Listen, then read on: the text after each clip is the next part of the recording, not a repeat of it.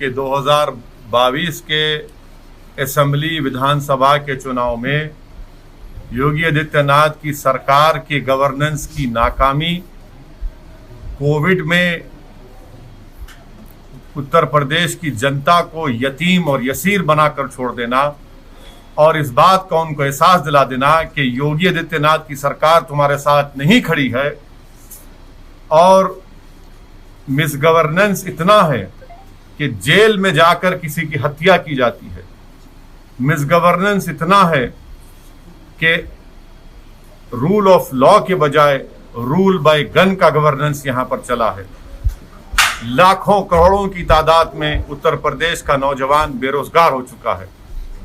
किसान परेशान है मोदी सरकार की किसान पॉलिसी के, उसमें आज भी आप देखते हैं कि महीनों हो चुके हैं किसान डटा हुआ है अपनी जगह पर। माइनॉरिटीज के लिए कोई स्कूल का इंतजाम नहीं। यही संबल में बताइए आपने 5 साल 4.5 साल में कोई डिग्री कॉलेज खोला सिवाय MQM के? उत्तर प्रदेश में highest drop out rate school में अगर किसी का है तो मुसलमानों का है।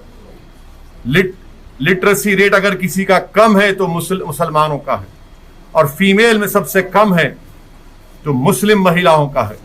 ग्रेजुएशन में सबसे कम है तो मुसलमान है।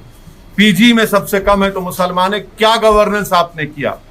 तो ये मुद्दे रहेंगे और उत्तर प्रदेश की जनता जो इन लोगों की जाने चली गई कोविड में, जिसकी योगी सरकार उनको ऑक्सीजन मुहैया कर सकी, ना वक्त पर उनको दवाई पहुंचा सकी, ये सब मुद्दे रहेंगे।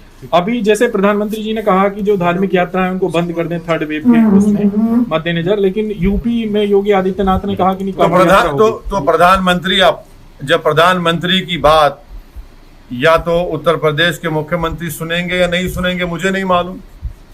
जब देश के प्रधानमंत्री ये कह रहे हैं तो क्या उनका मुख्यमंत्री सुनेगा?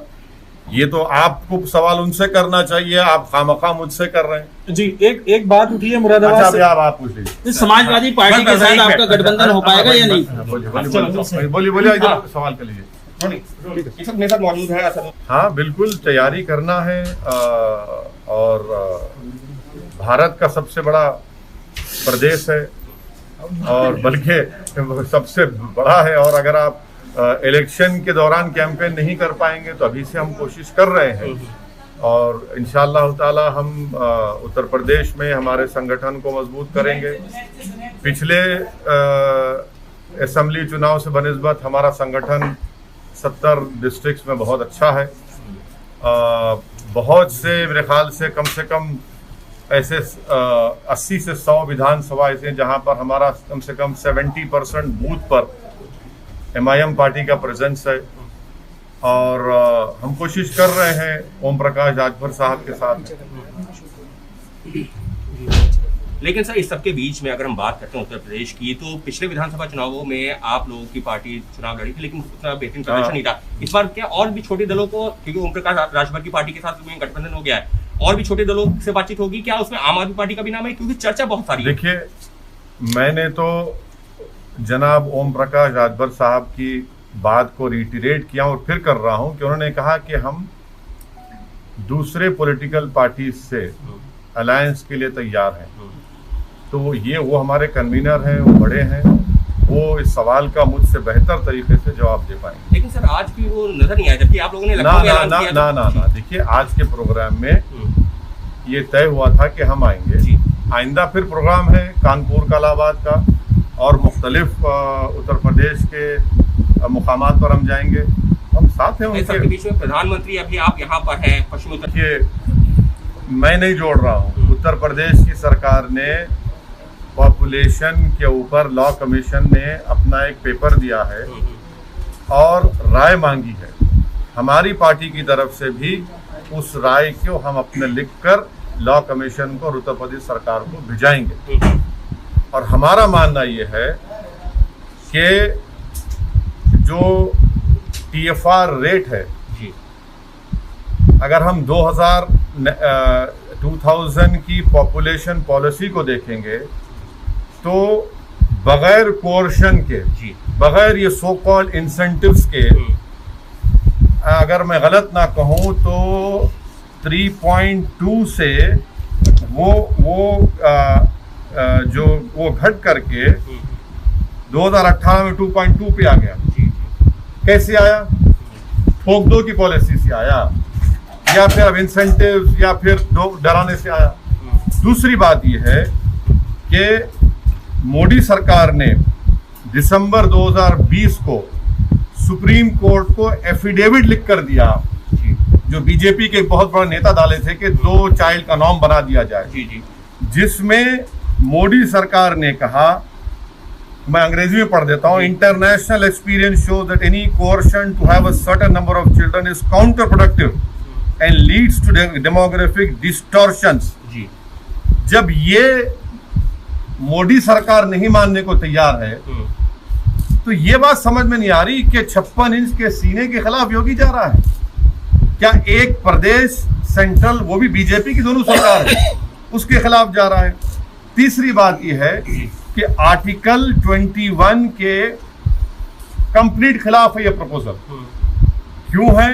क्योंकि आर्टिकल 21 डिफाइन करता है personal autonomy relating to body. चौथी बात यह है कि ये प्रपोजल पुट्टुस्वामी का, जो सुप्रीम कोर्ट का कॉन्स्टिट्यूशनल बेंच का जजमेंट है, उसके खिलाफ है। छठी बात यह है कि ये जो प्रपोजल है, इससे उत्तर प्रदेश की महिलाओं का बहुत बड़ा नुकसान होगा। क्यों होगा?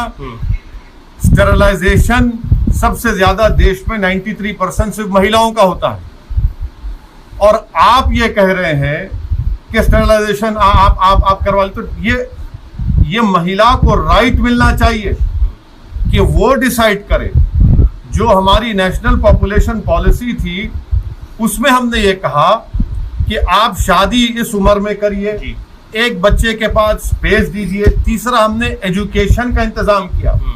ये इस बात पर योगी की सरकार का कुछ ताल्लुक ही नहीं है। लेकिन और सुन ले पूरा आप सुन लीजिए, हम जरा तैयारी करके आए थे, आप मालूम, आप हमारा इस्तकबाल करेंगे इन बातों से।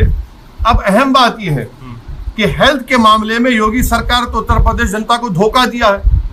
हम डेटा दे रहे हैं। मैं उत्तर प्रदेश के मुख्यमंत्री, जो हर टीवी के इंटरव्यू में असदुद्दीन ओवैसी के मजनू बन चुके हैं और बार बार लैला को याद करते हैं, हमको ये बता दें कि रूरल उत्तर प्रदेश में जो शॉर्टफॉल है हेल्थ सब सेंटर्स का, क्या वो 40% नहीं है? रूरल उत्तर प्रदेश में जो पब्लिक हेल्थ PHCs है, वो 49% का शॉर्टेज है नहीं है। कम्युनिटी हेल्थ सेंटर्स में 53% का शॉर्टफॉल है, और उस कम्युनिटी हेल्थ सेंटर्स में 84% स्पेशलिस्ट नहीं है। हम उत्तर प्रदेश के मुख्यमंत्री से पूछना चाह रहे हैं कि 22 नवंबर 2019 को लोकसभा में मोदी सरकार ने एक जवाब में कहा कि उत्तर प्रदेश में डॉक्टर पेशेंट का वर्स रेशियो है। क्या है वो?